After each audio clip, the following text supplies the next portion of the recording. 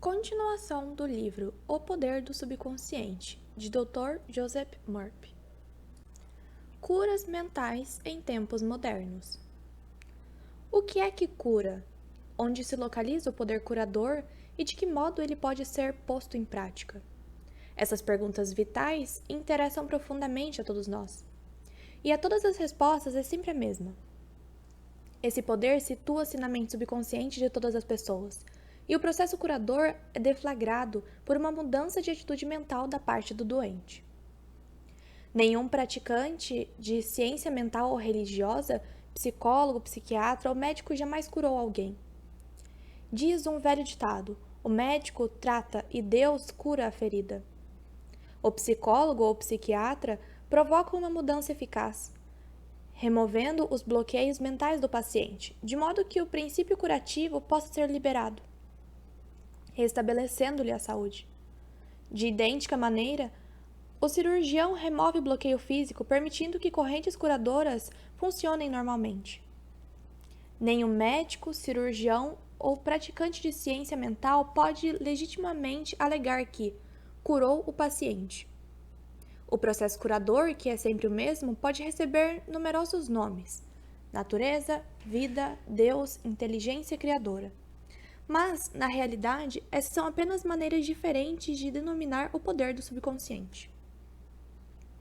Conforme ressaltamos, podemos fazer uso de vários métodos diferentes para eliminar os bloqueios mentais, emocionais e físicos que impedem o fluxo do princípio vital curador existente em todos nós. Esse princípio, residente na mente subconsciente, se dirigindo de forma correta pela própria pessoa ou por outrem, pode curar e curará mente e corpo de todas as doenças. O princípio existe em todas as pessoas, quaisquer que sejam seus credos, cores ou raças. Não temos que pertencer a uma dada igreja para utilizar e participar do processo curador. O subconsciente cicatriza a queimadura ou o corte em nossa mão, mesmo que sejamos ateus ou agnósticos. A cura mental moderna baseia-se na verdade irrefutável de que a inteligência infinita e o poder da mente subconsciente reagem segundo a fé do indivíduo. Praticantes da ciência mental ou pastores seguem a injunção bíblica, isto é, entram em seus reservados e fecham a porta, o que significa que silenciam a mente, relaxam, soltam-se e pensam na presença curadora infinita neles residente. Fecham a porta da mente todas as distrações externas, bem como qualquer tipo de interrupção, e em seguida, tranquilamente e sabendo o que fazem, transferem o pedido ou desejo à sua mente subconsciente, sabendo que a inteligência nela existente atenderá de acordo com as necessidades específicas do paciente. A coisa mais maravilhosa a saber é o seguinte: imagine o fim desejado e lhe sinta a realidade. Em seguida, o princípio vital infinito responderá à sua decisão e pedido conscientes. Esse, aliás, é o sentido do texto. Acredita que recebeste e receberás. E é isso que faz o cientista mental moderno quando pratica a terapia da prece. Um único processo de cura. Um único e universal processo curativo opera por meio de tudo que tem vida. Esse princípio de vida opera nos reinos animal, vegetal e mineral, sob a forma de instinto e lei da vida. Uma vez que seres humanos têm consciência dele, podemos dirigi-lo conscientemente para os beneficiarmos de um incontável número de maneiras. São muitos e diferentes os enfoques, técnicas e métodos de uso do poder universal, mas só há um único processo de cura, que é a fé, ou seja, segundo a tua fé, assim será feito a ti. A lei da crença. Todas as religiões do mundo representam formas de crenças que são aplicadas de muitas maneiras. A lei da vida é a crença. O que é que acreditamos sobre nós mesmos, a vida, o universo? A ti se faz aquilo em que acreditas. A crença é um pensamento na nossa mente que faz com que um poder do subconsciente seja distribuído em todos os aspectos de nossa vida, de acordo com nossos hábitos mentais. Temos que compreender que quando a Bíblia fala de crença, não se refere à nossa crença em algum ritual, cerimônia, forma, instituição ou fórmula. Fala sobre crença em si. A crença de nossa mente é simplesmente um pensamento em nossa mente. Se podes, tudo é possível ao que crê. Marcos 9, 23. É tolice acreditar em algo que nos murche ou prejudique. Lembre-se, não é a coisa que você acredita que o machuca ou prejudica, mas a crença ou pensamento na mente que produz o resultado. Todas as suas experiências, todos os seus atos e todos os eventos e circunstâncias de sua vida são apenas reflexos e reações ao seu próprio pensamento. A terapia da prece é a ação combinada, cientificamente dirigida das mentes consciente e subconsciente. A terapia da mente é a ação sincronizada, harmoniosa e inteligente dos níveis consciente e subconsciente da mente, especialmente dirigida para um objetivo definido. Na prece científica ou na terapia da prece, temos que saber o que fazemos e por que fazemos. Temos que confiar na lei da cura, e a terapia da prece é, às vezes, denominada de tratamento mental, quando não de prece científica. Na terapia de prece, escolhemos conscientemente uma ideia, quadro mental ou plano que desejamos vivenciar. Sabemos que nossa capacidade de transmitir a ideia ou imagem mental ao subconsciente ao vivenciar a realidade do estado presumido. Permanecendo constantemente na atitude mental, a prece será atendida. A terapia da prece é uma ação mental com vistas a um objetivo definido, específico. Vamos supor que resolvemos remediar alguma dificuldade com a terapia da prece. Sabemos que nosso problema ou doença, qualquer que possa ser, deve ter sido causado por pensamentos negativos carregados de medo, alojados na mente subconsciente. Sabemos que, se conseguirmos expurgar da mente esses pensamentos, obteremos a cura. Em vista disso, recorremos ao poder curativo existente no subconsciente. Lembramos a nós mesmos do poder e inteligência infinitos e da capacidade do subconsciente de corrigir todos os estados anormais. Pensando longamente nessas verdades, o medo começa a dissolver-se. A recordação dessas verdades combate e, finalmente, derrota as crenças errôneas. Damos graças pela cura que sabemos que virá. Em seguida, afastamos da mente o problema, até nos sentirmos orientados. Após o intervalo, a voltar a orar. Enquanto oramos, recusamo-nos a conceder qualquer poder às condições negativas ou admitir, por um segundo ao menos, que a cura não ocorrerá. Essa atitude da mente gera a união harmoniosa das mentes conscientes e subconscientes, que libera o poder curativo. A cura pela fé, o que significa e como funciona a fé incondicional. O que se conhece em geral como cura pela fé não é mencionado na Bíblia, que significa conhecimento da interação das mentes consciente e subconsciente. Aquele que cura pela fé é um indivíduo que assim procede sem nenhuma compreensão científica autêntica dos poderes e das forças envolvidas. Ele pode alegar possuir um dom especial de cura e, simultaneamente, a crença absoluta do doente, nele ou em seus poderes, pode trazer resultados. Em diversas partes do mundo, curandeiros tratam seus pacientes com danças, encantamentos e invocação de espíritos. Uma pessoa pode ser curada ao tocar as relíquias de um santo, usar trajes rituais especiais, acender incensos ou velas ou beber uma mistura de ervas. Tudo aquilo que leva a acreditar sinceramente no método ou processo tornará mais provável a cura. Qualquer método que leve o indivíduo a passar do medo e da preocupação para a fé e a esperança produzirá cura.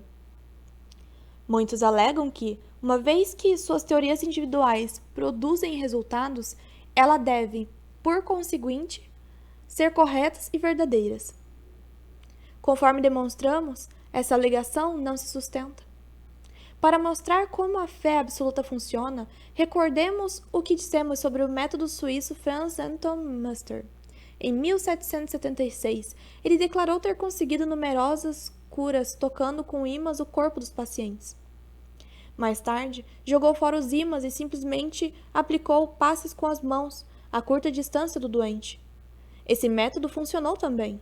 Explicando o sucesso do novo método, Mesmer formulou a teoria do magnetismo animal. Segundo ele, trata-se de um fluido que satura o universo, mas que é, sobretudo, ativo no organismo humano. Afirmou que o fluido magnético era transmitido por suas mãos para o corpo do doente e que era essa transferência de magnetismo animal que o curava. Multidões correram para procurá-lo e muitas curas maravilhosas foram obtidas. Quando Mesmer mudou-se para Paris, o governo nomeou uma comissão para investigar suas curas. Seus membros incluíam médicos ilustres e membros da Academia de Ciências, da qual Benjamin Franklin era um dos titulares.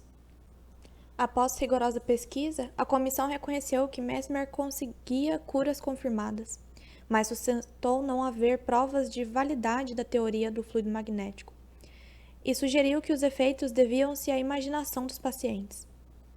Pouco depois disso, Mesmer foi exilado. Faleceu em 1815. Pouco depois dessa data, o Dr. James Brand, de Manchester, Inglaterra, resolveu provar que o fluido magnético nada tinha a ver com as curas do Dr. Mesmer. Descobriu que pacientes podiam, através de sugestões, ser induzidos a entrar em sono hipnótico. Enquanto estavam em transe, ele conseguiu produzir muitos dos fenômenos notáveis que Mesmer atribuíra ao magnetismo animal. É evidente que todas as curas foram, sem a menor dúvida, causadas pela imaginação ativa do paciente, juntamente com uma sugestão poderosa de saúde transmitida à mente subconsciente. Não é injusto denominar que estado de fé cega, porque nem os pacientes nem os praticantes compreendiam como as curas aconteciam. Fé subjetiva e o que isso significa. A mente subjetiva ou subconsciente do indivíduo é tão suscetível ao controle da mente consciente ou objetiva quanto a sugestão de outra pessoa. Segue-se que qualquer que seja a nossa crença objetiva, se nós internalizarmos a fé ativa ou passivamente, a mente subconsciente será controlada pela sugestão e nosso desejo se tornará realidade. A fé necessária nas curas mentais é de natureza puramente subjetiva. E a maneira de conseguir isso é pôr fim à oposição ativa da mente objetiva ou consciente. Para que ocorra a verdadeira cura do corpo, evidentemente será muito melhor que as mentes consciente e subconsciente estejam em um estado de aceitação completa da fé. Essa condição, porém, nem sempre é essencial. Podemos entrar em estado de passividade e receptividade, relaxando mente e corpo e mergulhando em estado de sono. Nesse estado de modorra, o estado de passividade em que nos encontramos nos torna receptivos a gravações da mente subjetiva. Certa vez, uma pessoa me perguntou: como foi que fiquei curado com o pastor fulano de tal, quando ele me disse que não há tal doença e que a matéria não existe? Não acreditei em uma única palavra do que ele disse. Achei que ele estava insultando minha inteligência. Ainda assim, fui curado. Como isso pode acontecer? A explicação é simples. Ele foi acalmado com palavras tranquilizadoras, instruído a entrar em um estado de absoluta passividade e a nada dizer nem pensar por algum tempo. O pastor tornou-se também passivo. De forma tranquila, calma e insistente, durante meia hora, disse a esse homem que ele iria ter saúde perfeita, paz, harmonia e completude. Ao fim de meia hora, o homem sentiu um imenso alívio e recuperou a saúde. É fácil compreender que a fé subjetiva dessa pessoa tornou-se realidade devido à sua passividade sob tratamento e às sugestões de saúde perfeita que foram transmitidas à sua mente subconsciente.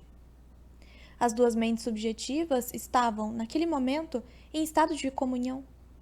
Se o paciente tivesse permitido que aflorassem dúvidas sobre o poder do curandeiro e a validade da teoria em que ele se baseava, essas reservas teriam atuado como autossugestão antagônica. As sugestões do pastor teriam sido fortemente prejudicadas ou mesmo inteiramente anuladas. No estado sonolento, de modorra, contudo, a resistência da mente consciente foi reduzida ao mínimo. A mente subconsciente do paciente tornou-se receptiva às sugestões do pastor e desempenhou suas funções de acordo com as sugestões recebidas, disso se seguindo a cura. Significado do tratamento à distância. Suponhamos que, enquanto mora em Los Angeles, você recebe a notícia de que sua mãe, que reside em Nova York, está gravemente doente. Seu primeiro impulso é deixar a casa e trabalho e correr para ela. Mas e se isso não fosse possível? Você renunciaria a qualquer esperança de emprestar a força da sua fé ao processo de recuperação dela? Não. Conquanto não possa estar fisicamente presente, suas preces ainda assim a ela chegariam. e é o Pai interno que faz a obra. Só há uma única mente criadora. A lei criadora da mente está à sua disposição. O que você tem que fazer é induzir a vivência interior da saúde e harmonia em sua mente. E a resposta será automática. Essa materialização interior, atuando por meio de sua mente subconsciente, agirá por seu lado sobre a mente subconsciente de sua mãe. Seus pensamentos de saúde, vitalidade e perfeição operam por meio da única e universal mente subjetiva. Põe em movimento uma lei do aspecto subjetivo da vida que se manifesta pelo corpo de sua mãe como cura. No princípio da mente não há nem tempo nem espaço. A mesma mente opera por intermédio de sua mãe e de você, onde quer que vocês possam estar. Na realidade, não há tratamento à distância, em comparação com o tratamento presente. Você não tenta enviar pensamentos ou manter um pensamento. O tratamento que você faz é um movimento consciente do pensamento. Tornando-se consciente dos aspectos de saúde, bem-estar e relaxamento, esses aspectos ressurgirão na vivência de sua mãe. Os resultados seguirão automaticamente. Vejamos um exemplo concreto do que é erroneamente chamado de tratamento à distância. Uma mulher em Los Angeles soube que a mãe, residente em Nova York, estava com trombose coronária. Como não podia correr para o seu lado, orou da seguinte maneira: a presença curadora está exatamente onde minha mãe está. Seu estado físico é apenas um reflexo de sua vida mental, como sombras projetadas numa tela. Sei que para mudar as imagens da tela tenho que mudar o que elas refletem. Nesse momento, projeto em minha própria mente a imagem de completude, harmonia e perfeita saúde de minha mãe. A presença curativa infinita que criou o corpo de todos os órgãos da minha mãe está, nesse momento, saturando cada átomo de seu ser e um rio de paz flui por todas as células de seu corpo. Os médicos estão sendo divinamente orientados e dirigidos, e quem quer que nela toque está sendo guiado para fazer o que é certo. Sei que a doença não tem uma realidade final. Se tivesse, ninguém poderia ser curado. Nesse momento, eu me torno uno com o princípio infinito do amor e da vida, e sei e ordeno que a harmonia, saúde e paz estejam sendo agora manifestados no corpo de minha mãe. Ela orou dessa maneira várias vezes por dia. Após alguns dias, a mãe teve uma recuperação notável. O cardiologista ficou espantado e cumprimentou-a por sua grande fé no poder de Deus. A conclusão que se formou na mente da filha e que foi aceita com fé perfeita pôs em movimento a energia criativa existente na mente subconsciente universal, que se manifestou no corpo da mãe como saúde e harmonia perfeita. O que a filha sentiu como verdade sobre a mãe foi na mesma ocasião manifestado na vivência dessa última, libertando a ação cinética da mente subconsciente. Uma amiga psicóloga disse-me que uma biópsia revelara a presença de células cancerosas em um de seus órgãos vitais. O oncologista recomendou-lhe um doloroso e perigoso tratamento. Todas as noites, antes de recolher-se, ela afirmava tranquilamente: todas as células, tecidos, nervos e órgãos do meu corpo estão sendo, nesse momento, tornados sádios, puros e perfeitos. Saúde e harmonia estão sendo restabelecidos em meu corpo. Em um mês, ela teve uma cura completa. Exames subsequentes revelaram que não havia mais células cancerosas no corpo. Fiquei impressionado com essa história, mas também curioso. Perguntei-lhe por que repetia as afirmações antes de dormir. Respondeu ela: uma vez seja posta em movimento em certa direção, a ação cinética da mente subconsciente continua durante o sono. Esse é o motivo da importância fundamental de dar à mente subconsciente alguma coisa benéfica em que trabalhar quando caímos na sonolência que precede o sono. A resposta dela foi muito sábia. Notem também que, ao pensar em harmonia e perfeita saúde, ela nunca se referia pelo nome de sua doença. É altamente recomendável que deixe de falar em suas doenças ou lhes dar um nome, especialmente nas horas que precedem o sono. A única seiva de onde elas tiram vida é a atenção e o medo que elas despertam em você. Tal como a psicóloga mencionada, torna-se um cirurgião mental. Dessa maneira, seus problemas serão extirpados da mesma forma que ramos mortos são cortados de uma árvore. Por outro lado, se você vive falando em suas dores e sintomas, conversando sobre eles, acaba lhes concedendo poder. Você inibe a ação cinética que libera o poder curativo e a energia da mente subconsciente. Além disso, De acordo com a lei da própria mente, o que você imagina tende a assumir forma, como a coisa que eu mais temia. Sature a mente com grandes verdades da vida e caminhe para frente, iluminando pela luz do amor. Atitudes que promovem a saúde. Primeiro, descubra o que cura. Compreenda que instruções corretas dadas à mente subconsciente curarão sua mente e seu corpo. Segundo, formule um plano definido para passar ao subconsciente seus pedidos ou desejos. Terceiro, imagine o fim desejado e sinta-lhe a realidade. Persista e obterá resultados. Quarto, chegue a uma conclusão sobre o que é crença. Saiba que crença é um pensamento em sua mente e aquilo que você pensa, você cria. Quinto, é tolice acreditar em doença ou qualquer coisa que o machuque ou prejudique. Acredite em saúde perfeita, prosperidade, paz, riqueza e orientação divina. Sexto, os pensamentos nobres e grandiosos que você habitualmente alimenta transformam-se em grandes atos. Sétimo, aplique em sua vida o poder da terapia pela prece. Escolha um plano, ideia ou quadro mental, una-se mental e emocionalmente a essa ideia, permanecendo constantemente na atitude mental e a prece será atendida. Oitavo, lembre-se sempre, se quer ter o poder de curar, pode tê-lo por meio da fé, o que implica saber como funcionam as mentes conscientes e subconscientes. A fé vem com a compreensão. Nono, fé absoluta significa que o indivíduo pode obter resultados de cura sem nenhum conhecimento dos poderes e forças em jogo. Décimo, aprenda a orar pelas pessoas amadas que possam estar doentes.